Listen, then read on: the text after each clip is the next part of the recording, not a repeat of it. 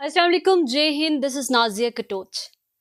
21 April 2024, 21 April 2024 एक political campaign के दौरान पॉलिटिकल रैली को एड्रेस करते हुए हमारे देश के प्रधानमंत्री एक पर्टिकुलर कम्युनिटी को ओपनली टारगेट करते हैं, एक हेट स्पीच देते हैं जो कि पिछले कुछ दिनों से चर्चाओं में भी है।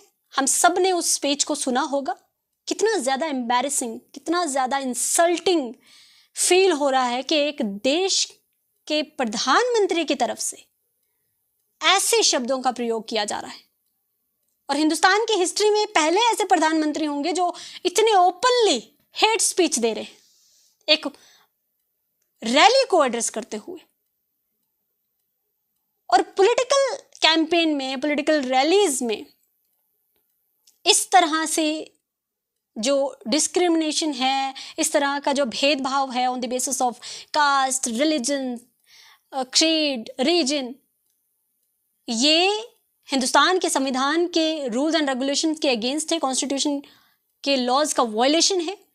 और इस पर चेक कौन करता है, इस पर जो निगरानी है वो कौन रखता है? वो रखता है election commission. Under article 324 of Indian constitution election commission की ड्यूटी होती है कि वो देश भर में इलेक्शन कमीशन को फॉर्म किया जाता है और इलेक्शन कमीशन की ये ड्यूटी रहती है कि देश भर में जो इलेक्शंस कंडक्ट किए जाते हैं वो किसी भी किस्म का लॉ वायलेट उसमें ना हो, किसी भी किस्म की जो हेट स्पीच है या डिस्क्रिमिनेशन है उसको नहीं किया जाना चाहिए। पर इस पर्टिकुलर केस में हमारे इलेक्शन कमीशन ने कोई एक्शन नहीं लिया।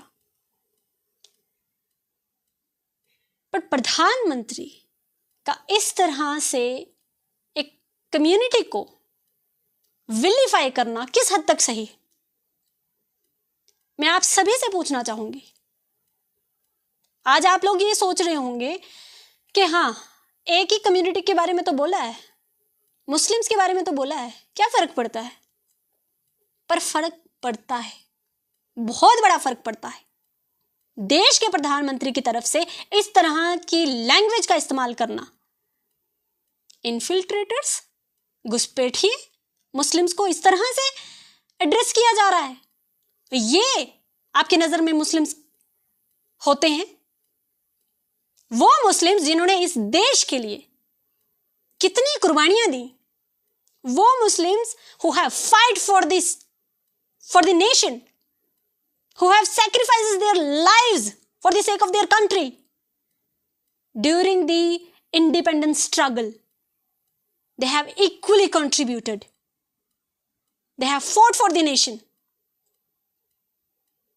1857 का रिबेलियन जो फाइट हो, स्ट्रगल हो इंडिपेंडेंस के लिए, या उससे पहले भी जो भी इंडिपेंडेंस की लड़ाई रही है, या उसके बाद भी देश को आजाद करते तक जितनी भी लड़ाइयां लड़ी गई हैं देश के हित के लिए, उसमें मुस्लिम्स का भी योगदान रहा है, मुस्लिम्स का भी कंट्रीब्यूशन रहा है। कितने नाम गिनवा दें, कितने नाम सुनना चाहेंगे आप? और उसके बाद भी देश के लिए बॉर्डर्स पर जाने दी हैं। इंडिया गेट पर 65% of the names are of Muslims जो शहीद हुए हैं इस देश के लिए। और जो मुस्लिम्स को इस तरह से टारगेट करते हैं, मुस्लिम्स को बुरा भला कहते हैं, इस तरह से विलीफाई करते हैं, उनकी तो पुश्तों ने भी अपने देश के लिए, इस देश के लिए कुर्बानी नहीं दी होगी। एक नाम बता दीजिए। ये इज्जत है एक इंडिया की लार्जेस्ट माइनॉरिटीज के लिए। इंडिया की 14% अप्रोक्सीमेटली जो पॉपुलेशन है वो मुस्लिम्स की है। आप इस तरह से उनका नाम लेंगे, आप पॉलिटिकल कैंपेन में इस तरह से उन्हें एड्रेस करेंगे, उनके बारे में बोलेंगे। और जाने ही क्यों, देश के लिए और भी कई तरीकों से कंट्रीब्यूशन रहा है और रहेगा मुस्लिम्स का, हमेशा से रहा है। In the field of sports, in the field of science, in the field of medical, engineering की फील्ड में। कौन सी ऐसी फील्ड है जहां पर मुस्लिम्स का कंट्रीब्यूशन नहीं रहा है या मुस्लिम्स नहीं है वहां पर? या वो देश के लिए कुछ नहीं कर पा रहे? कौन सी ऐसी फील्ड है, एक फील्ड बता दीजिए। एपीजे अब्दुल कलाम, जिन्होंने इंडियन हिस्ट्री में इंडियन टेक्नोलॉजी को, इंडियन साइंस को इतना ज्यादा एक्सपोजर दिया, ये इज्जत रखी है आपने।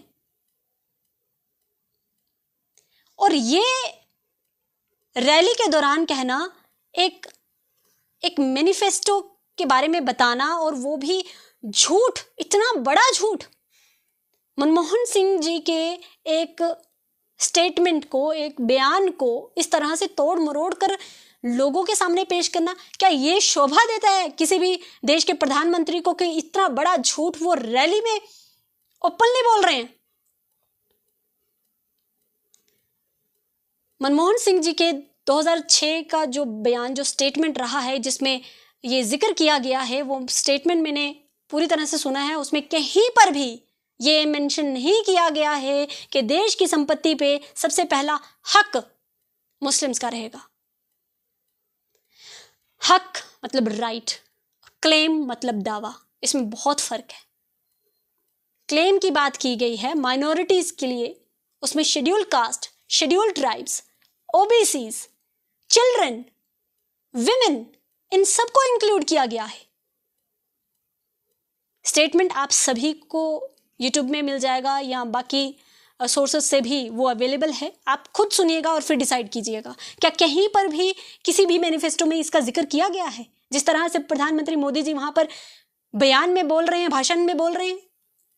And forget about the manifesto, क्या किसी भी देश के प्रधानमंत्री को, खास तौर पर हमारे इंडियन प्रधानमंत्री को, इस तरह की लैंग्वेज यूज करना शोभा देता है?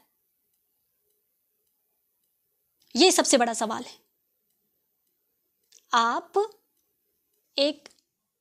किसी एक पर्टिकुलर कम्युनिटी के प्रधानमंत्री नहीं है, you are the prime minister of the masses and you need to take into account all the people.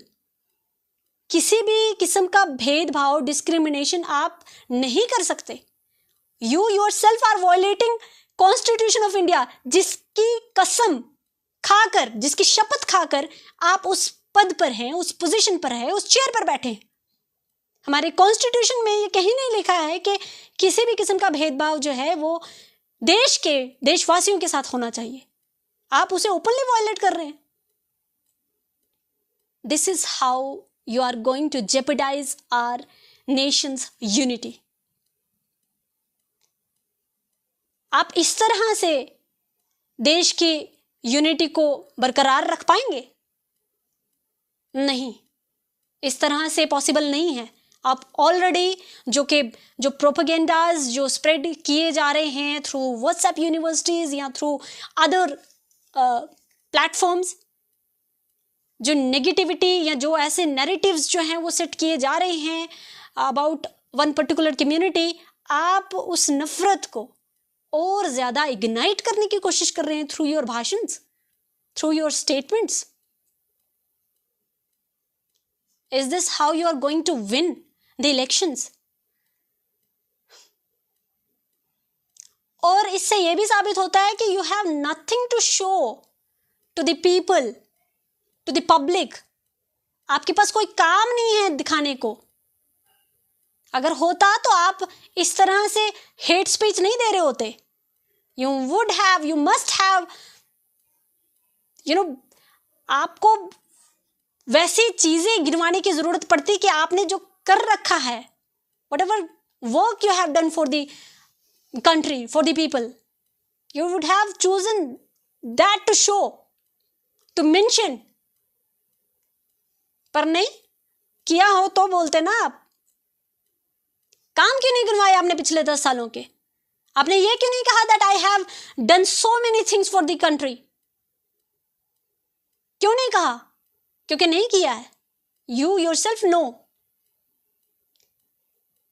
आप ये बताते कि you have excelled, you have improved the quality of education in the country, you have given so many of employment opportunities to the youth, you have done tremendous job in the field of IT, science, You have developed the country internally or externally. You have done so many things to improve the quality and quantity and standard of Indians. पर नहीं, क्योंकि ये सब नहीं किया है आपने, तो आपको ये ज़रूरत पड़ रही है कि आप हेट स्पीच देकर ऐसे वोट्स जो हैं वो लें। और मैं लोगों से भी खास तौर पर ये कहना चाहूँगी, आप में से कई सारे लोग होंगे वो कह रहे होंगे या सोच रहे होंगे कि हाँ ये हेट स्पीच तो एक मुस्लिम्स के अगेंस्ट ही है ना, तो क्या फ़र्क पड़ता है? बहुत बड़ा फ़र्क पड़ता है। आज वोट बैंक के लिए एक कम्युनिटी को टारगेट किया जा रहा है, नेक्स्ट वोट बैंक के लिए हिंदूज में भी तो बहुत सारे सेक्शंस हैं, उनके बीच में भी रिफ्ट क्रिएट किया जा सकता है और किया जाएगा। पॉलिटिक्स हैज स्टूप्ड सो लो, और इस पर अगर हम चेक नहीं करेंगे, हम इसे निगलेक्ट करेंगे और इसे छोटी मोटी बात समझकर इग्नोर करेंगे, देन हमारे फ्यूचर में बहुत ज़्यादा प्रॉब्लम्स जो हैं वो क्रिएट हो सकती हैं। और इसका असर सबसे ज़्यादा आम लोगों पर होगा। जो राइट्स होते हैं, जो दंगे होते हैं, उसमें हमारे और आपके बच्चे, हम और आप इन्वॉल्व होते हैं। उसमें सफ़र हम और आप लोग होते हैं।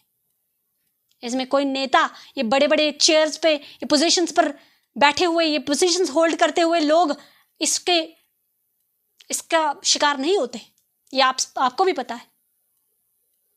और क्या मतलब है इस चीज़ का?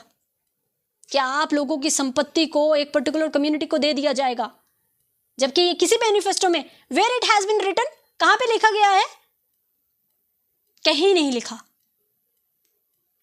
इनके लिए ये ओके है कि देश की सारी संपत्ति अपने पूंजीपति दोस्तों को ये डिस्ट्रीब्यूट कर सकते हैं, वो ओके है। और ये क्या मतलब हुआ कि आपके सोने पर, आपके मंगलसूत्र पर इनकी नजर है? प्रधानमंत्री मोदी जी, क्या आपको इससे पहले हमारे देश की महिलाओं के मंगलसूत्र का कोई ख्याल नहीं आया? आज भी कई सारी हमारी बहनें हैं जिन्होंने अपने मंगलसूत्र को गिरवी रखा है अपने बच्चों की पढ़ाई के लिए, अपने घर में किसी की तबीयत ठीक नहीं है उसके इलाज के लिए। कई सारे मंगलसूत्र बिक चुके हैं अपने घरों को बचाते हुए। उनका कोई ख्याल नहीं है किसने बेचे, वो किसकी वजह से बिके हैं वो, और कितने मंगलसूत्र उजड़ चुके हैं, कितने किसानों की बीवियों के मंगलसूत्र उजड़े। जो प्रोटेस्ट करते हैं, प्रोटेस्ट में जो अपनी जानें गंवा देते हैं, उनके मंगलसूत्र नहीं है। क्यों लोगों को बेवकूफ बनाया जा रहा है? इस हद तक झूठ क्यों स्प्रेड किया जा रहा है? और एक कम्युनिटी के अगेंस्ट इतनी नफरत क्यों स्प्रेड की जा रही है? इससे आप देश को मजबूत नहीं बना रहे, इससे आप देश को कमजोर बनाने की कोशिश कर रहे हैं, और हम देश को कमजोर नहीं बनने देंगे। We, the people of India, will stand together, will be together, will fight together for the country, will build the nation together. हमारी यूनिटी को इस तरह से आप इतने ज़्यादा प्लान्स और स्ट्रैटेजीज के साथ नहीं स्पॉइल कर सकते, नहीं तोड़ सकते। रिफ्ट क्रिएट करने की कोशिश तो बहुत कर रहे हैं, पर नहीं होगा। Try something new, try to bring your work in front of the public. Try to tell people whatever you have done in past 10 years. तब वोट लीजिए। धन्यवाद।